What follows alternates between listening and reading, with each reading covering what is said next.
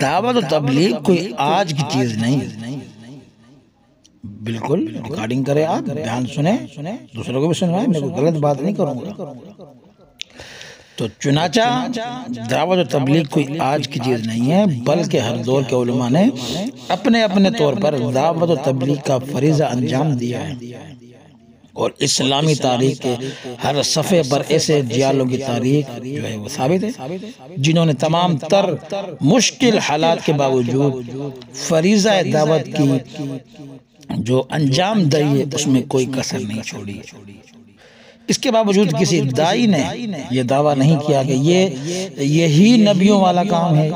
اسی طرح کسی دائی میں یہ ہمت نہ ہو سکی کہ انہوں نے اپنے طریقے سے ہٹ کر دوسرے انداز سے خدمت کرنے والوں پر زبان دراز کیا ہو، زبان درازی کی ہو، جبکہ آج کی جو مروجہ تبلیغ جماعت کے افراد جو ہیں اپنے طریقے کو نبیوں والا طریقہ بتاتے ہوئے ہرگز نہیں تھکتے، نیز دوسری تمام دینی خدمات کے طریقوں کو ہیچ اور کمتر سمجھتے ہیں۔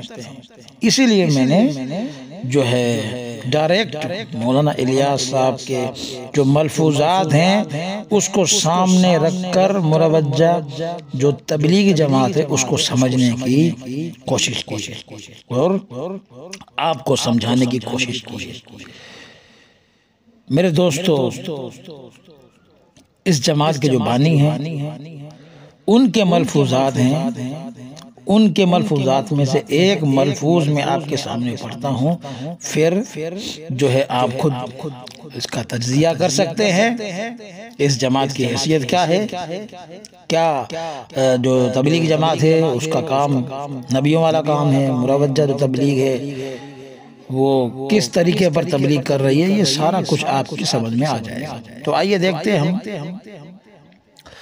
مولانا الیاس صاحب نے اپنے ملفوظات میں فرمایا ہے، اب یہ ملفوظات جو ہے یہ مولانا محمد منظور نعمانی صاحب کی لکھی ہوئی کتاب ہے، صفحہ نمبر 23 پر 16 نمبر جو ہے ان کا یہ ملفوظ ہے، جس میں مولانا الیاس صاحب کا یہ ارشاد نقل کیا ہے۔ یہ ہم آپ کو جو ہے اس کا یہ ملفوظات دکھا بھی دیتے ہیں، یہ ان کی کتاب ہے، یہ آ گئی ان کی کتاب، یہ مرفوع 16 نمبر آ گئی، ٹھیک ہو گیا۔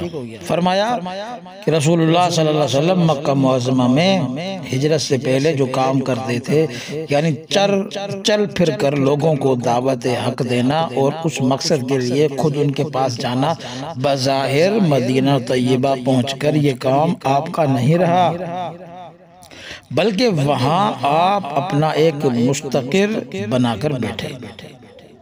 لیکن یہ کام یہ آپ صلی اللہ علیہ وسلم نے اس وقت کیا جبکہ مکی دعوت کو سنبھالنے والوں اور اس کام کو حسن و خوبی کے ساتھ انجام دینے والوں کی ایک جماعت، خاص جماعت آپ نے تیار کر دی، اور پھر اس کام ہی کا یہ تقاضا ہوا کہ آپ ایک مرکز میں بیٹھ کے اس کام کو نظم کے ساتھ چلائیں اور کارکنوں سے کام لیں۔ ٹھیک ہو گیا، یہ یہاں تک میں نے پڑھ لیا۔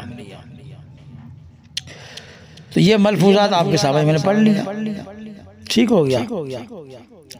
تو اس ملفوظات میں آپ خاص طور پر غور فرمائیے کہ بقول مولانا الیاس صاحب کے رسول اللہ صلی اللہ علیہ وسلم کی مکی زندگی میں تو چلت پھرت والی دعوت ہے، مگر مدنی زندگی میں ایسا نہیں، بلکہ صرف نگرانی اور سرپرستی ہے۔ اب یہاں سوال پیدا ضرور ہوگا کہ مکہ مکرمہ میں آپ صلی اللہ علیہ وسلم کی تمام تر محنتیں ایمان بنانے کی تھی یا ایمان لانے کی؟ یہ سوال بڑا اہم ہے کہ آپ اگر مکے میں دعوت و تبلیغ کا کام کر رہے ہیں تو آپ کی محنت کیا تھی، ایمان بنانے کی یا ایمان لانے کی؟ تو آپ کی دعوت کا جو محور تھے وہ مسلمان تھے یا غیر مسلم تھے؟ یعنی آپ جن کو دعوت دیا کرتے تھے وہ مسلمان تھے یا غیر مسلم، کافر تھے، مشرک تھے، کیا تھے؟ اور آپ کی چلت پھرت اصلاح اعمال کے لیے تھی، کہ ان کے اعمال درست ہو جائیں، مسلمانوں کے اعمال درست ہو جائیں، مسلمانوں کی اصلاح ہو جائے۔ آپ کی جو محنت تھی، چلت پھرت تھی، وہ اس لیے تھی یا اس لیے تھی کہ لوگ ہلکا ایمان میں داخل ہو جائیں؟ تو ظاہر ہے ہر انصاف پسند، ہر مسلمان جو سمجھدار ہوگا، پڑھا لکھا ہوگا، وہ یہی جواب دے گا کہ بھائی مکی زندگی میں آپ صلی اللہ علیہ وسلم کی ساری محنتیں صرف اور صرف اسلام میں داخل کرنے کے لیے ہوا کرتی تھی۔ تو گویا مکی زندگی میں چلت پھرت والا نبوی کام غیر مسلموں کے درمیان ایمان کی دعوت دینا ہے، نہ کہ مسلمانوں کے اعمال کی اصلاح ہے۔ اس لیے مکی زندگی کو بنیاد بنا کر مروجہ تبلیغ جماعت اپنے آپ کو نبیوں والا کام کرنے والی نہیں کہہ سکتی۔ اور چونکہ خود مولانا الیاس صاحب نے ملفوظات میں جو ملفوظات ہم نے آپ کے سامنے پڑھ کر سنایا، انہوں نے مدنی زندگی کے تعلق سے یہ اعتراف کیا ہے کہ مدینہ پہنچ کر یہ کام آپ کا نہیں رہا۔ جہاں تک بات سرپرستی اور نگرانی کی ہے تو یہ بھی ایک محض دعویٰ ہے، اور بہت سارے علماء کو اس دعوے کی حقیقت سے بھی اختلاف ہے۔ اس لیے سرپرستی کے بحث کو بھی ہم ادھر ہی رہنے دیتے ہیں، اس پر ہم نہیں جاتے ہیں۔ اور صرف اتنا دیکھیے کہ مولانا الیاس صاحب ہی کے بقول خود نبی کریم صلی اللہ علیہ وسلم کا یہ چلت پھرت والا کام مدینے میں نہیں تھا، تو گویا مدنی زندگی میں بھی یہ چلت پھرت والی دعوت نبی کریم صلی اللہ علیہ وسلم میں ثابت نہیں ہے۔